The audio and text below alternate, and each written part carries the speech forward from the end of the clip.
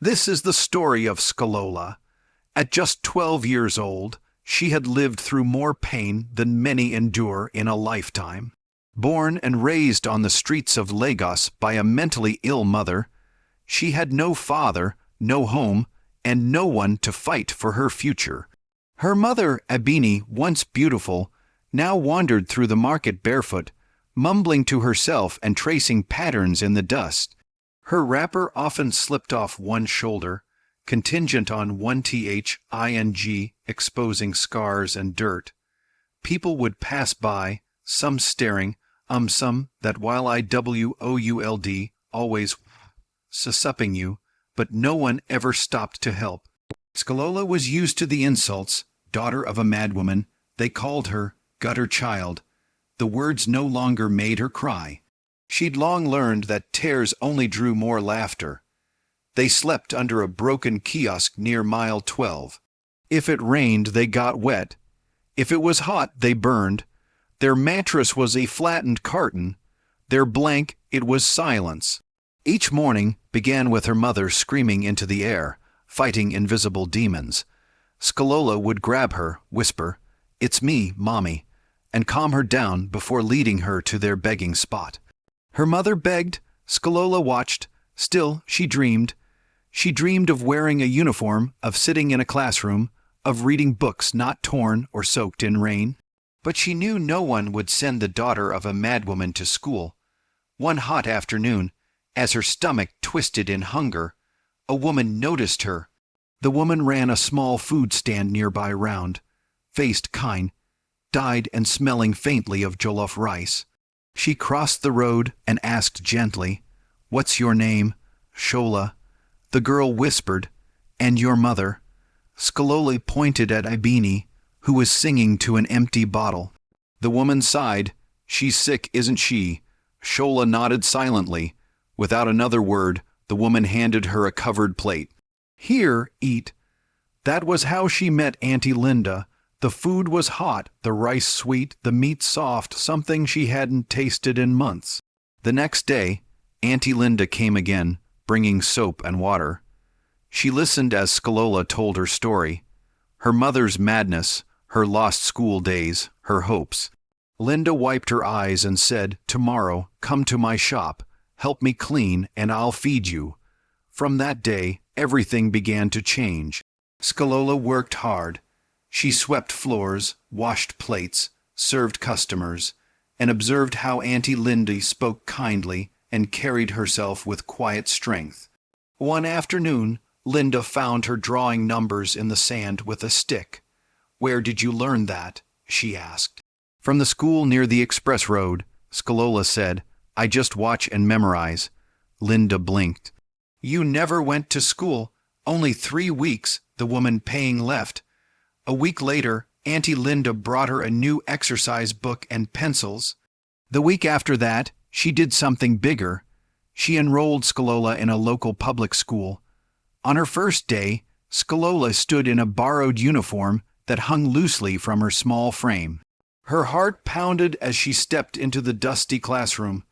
Children stared, some giggled, but when the teacher asked a question and she answered before anyone else could, the laughter stopped.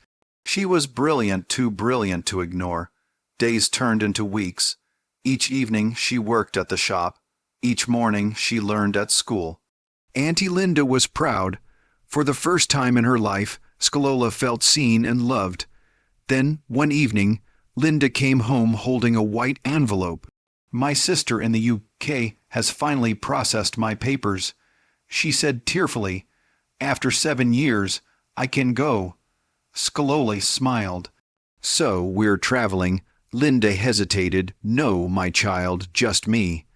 The world fell silent. "What about me?" Scholola asked. "I've paid your school fees up to this term," Linda replied. "Maybe God will send someone else." 3 weeks later, Linda was gone. When the next term came, no one paid her fees. The headmistress called her aside. "I'm sorry, Scholola. Without payment, you can't stay."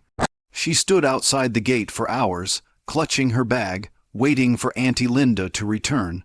She never did. When she finally walked away, The streets no longer felt familiar. Their old kiosk was occupied. Her mother was still there, still mad, still chasing ghosts. When Scholola tried to take her home, Abini slapped her. The girl sat beside her anyway, bleeding quietly under the streetlights. The next morning, she wore her school uniform again and waited outside the school gate, begging to be allowed in. "Please, Ma, let me just sit at the back," she pleaded. The headmistress frowned. "Don't disgrace yourself. This is not a charity." The gate closed. Scholola sat against the wall and cried into her notebook until the pages blurred. Still, she refused to give up. Every morning, she sneaked behind a private school called City Crest Academy. She found a small cracked window near a mango tree where she could watch lessons. She stood on a ledge, barefoot, clutching a broken pencil, mouthing answers to every question. She wrote on scraps of paper, old flyers, tissue boxes, anything she could find. But one day a teacher spotted her. "Who's that?" A student pointed. "It's that crazy girl." The class laughed.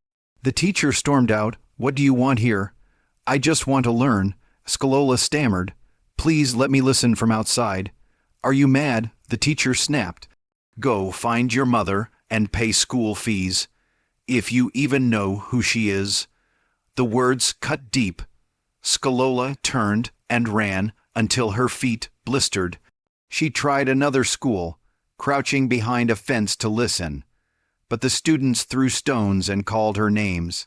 A guard once dragged her away and threatened to beat her if she returned. That night, sitting under the stars beside her sleeping mother, she whispered, "God, why give me this brain if you won't let me use it?" No answer came. Soon, hunger forced her to start selling pure water. The tray was rusted, the bags lukewarm, and her neck ached under the weight. Drivers shouted at her. Older hawkers shoved her aside, yet she kept moving. Each sachet sold brought her 5 naira, closer to buying food for her mother. By noon, her lips were cracked and her body trembling. She sat beneath a billboard to rest, counting her small earnings. A kind man passed, dropped 200 naira into her tray, and said, "Go buy something to eat." She whispered, "Thank you, sir." But moments later, a teenage boy ran past, snatched the money, and disappeared into the crowd. Scholola chased after him, screaming, but he was gone. She stood there trembling, empty tray in hand, her hope slipping away like the daylight. Then she sat by the gutter and wept quietly. People walked past, stepping around her as if she were invisible. When evening came, she returned to where her mother sat, humming and clapping at nothing. Scholola smiled weakly and said, "Mommy, I'm home." And even though the world had turned its back on her, she still whispered to herself, one day, everything will change." Scholola brought bread. Her mother looked at her in confusion and asked, "Who are you? Who are you?" Scholola sat beside her and said softly, "No, Mommy, I'm Scholola, your daughter." Her mother giggled. "My daughter is a star. She fell from the sky and drowned in a bottle of oil. That's what they told me." Scholola held her gently and tore the bread into small pieces, trying to feed her.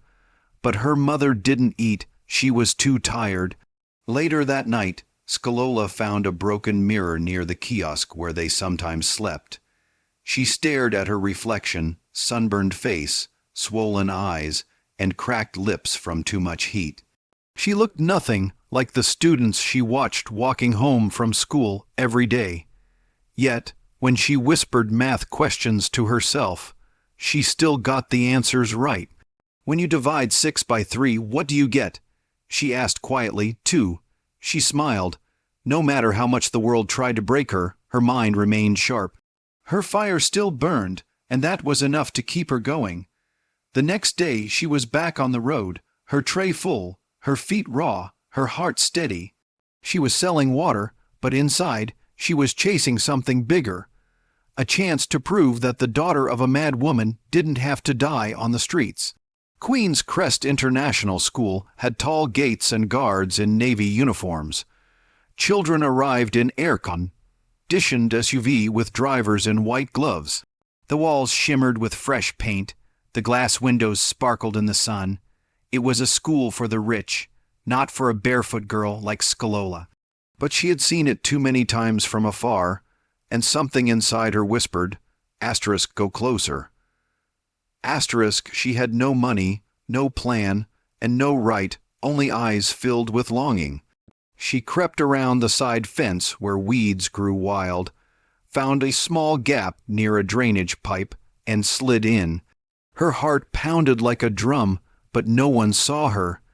She hid behind trees, ducking each time someone passed, until she reached a quiet spot behind a large mango tree. From there, she could see into a classroom through an open window.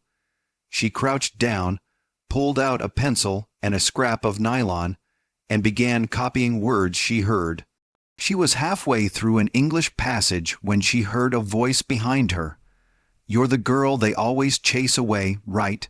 Scholola froze. She turned around and saw a girl about her age, neatly dressed in a school uniform. Her name tag read *Jessica Ogu. "I didn't mean any harm," Scholola stammered. "I was just listening." "Why?" Jessica asked. "Because I want to learn," Scholola replied quietly. Jessica frowned. "You don't go to school." "No, my mother's sick. We live on the streets." Jessica looked down at her polished shoes. "People laugh at me too," she said softly. "They say I'm dumb, that my dad pays the school to keep promoting me." "You?" Scholola asked, surprised. Jessica nodded. "I don't understand anything they teach. Everyone's ahead of me, so I sit here during lunch alone." After a pause, Jessica smiled. "Do you want to sit?" Scholola hesitated, then slowly sat beside her. Jessica opened her textbook. "Can you teach me this? I don't get it." "It was fractions." Scholola studied the page, then gently explained. Within minutes, Jessica was solving problems she had struggled with all term. "I understand," she gasped. "You're not dumb." Scholola smiled. "And you're not just smart." Jessica grinned.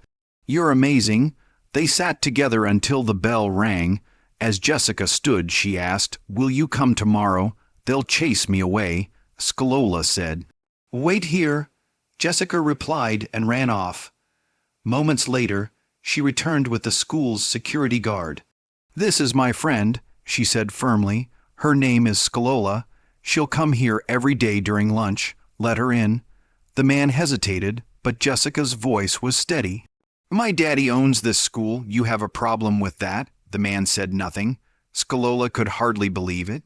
That night, as her mother sang to a broken bottle and danced barefoot, Scholola sat by the gutter and prayed, "God, I met someone today. She saw me. She didn't call me dirty or mad. Please let me see her again." From that day on, they met under the mango tree every afternoon. Jessica came with her lunchbox. Scholola came barefoot with torn papers and a blunt pencil. Two girls from two worlds, yet when they sat together, nothing else mattered. Jessica laughed more now. She paid attention in class because of Scholola. "Don't read like a robot." Scholola would whisper, "Read like you're talking to your best friend." And Jessica did. When she got things right, Scholola clapped for her. "No one ever claps for me," Jessica once said. "But you're rich," Scholola replied. "Only when I dress well." Jessica sighed. "Not when I do something right." "You deserve more," Scholola said gently. Jessica squeezed her hand. They became best friends, sharing food, stories, secrets, and dreams. Jessica brought her a hairbrush, a notepad, even slippers. Scholola shared stories about stars and rain, hope and love. Jessica listened like every word mattered, because it did. One day, Scholola came late, breathless. "My mom had an episode, ran into the road. I had to pull her back." Jessica hugged her tightly. "I thought you weren't coming." "Even if I had to crawl, I'd come," Scholola said. Jessica promised, "One day I'll tell my dad." What if he says no? Scholola asked. Then I'll scream until he says yes, Jessica said with fire in her eyes.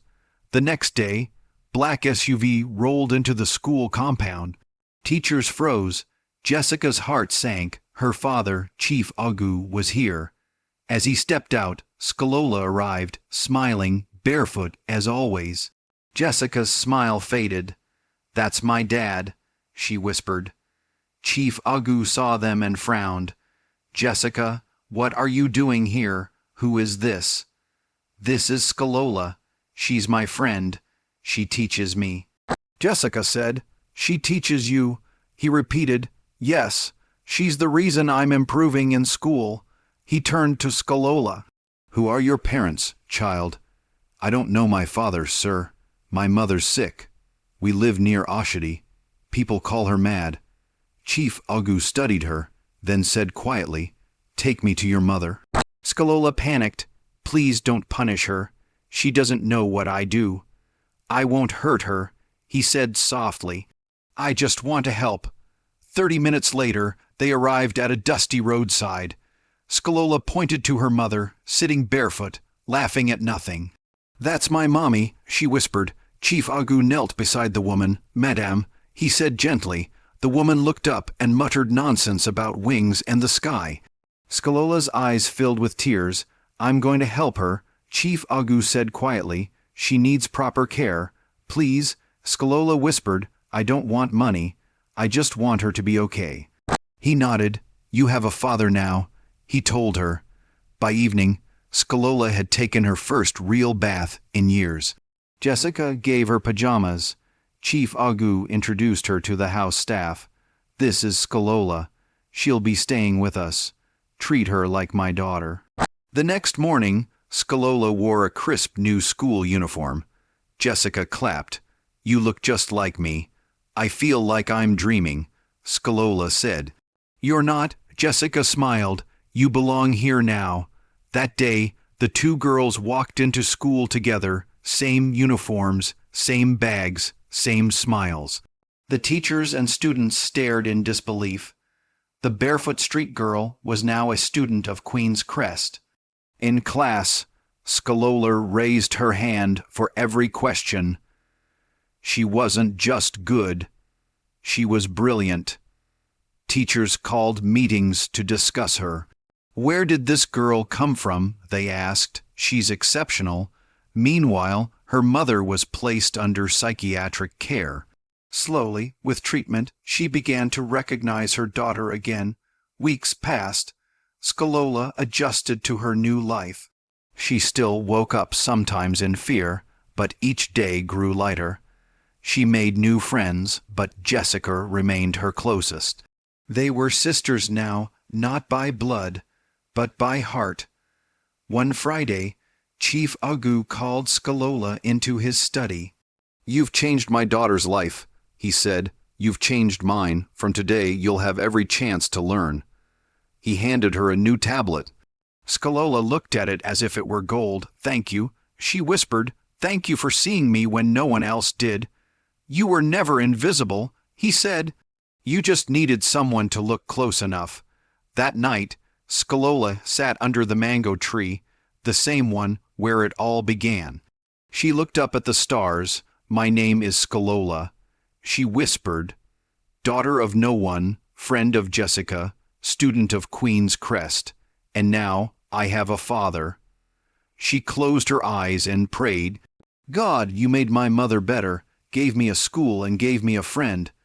I don't deserve it, but thank you. I promise I won't waste this chance. The girl once called * the daughter of a mad woman * became something far greater, a symbol of hope. Proof that with love and opportunity, even the most forgotten soul can rise. No child is born worthless. Every life holds potential. One act of compassion can change everything. And if you love emotional stories like this, make sure to subscribe and turn on the bell icon so you never miss the next one.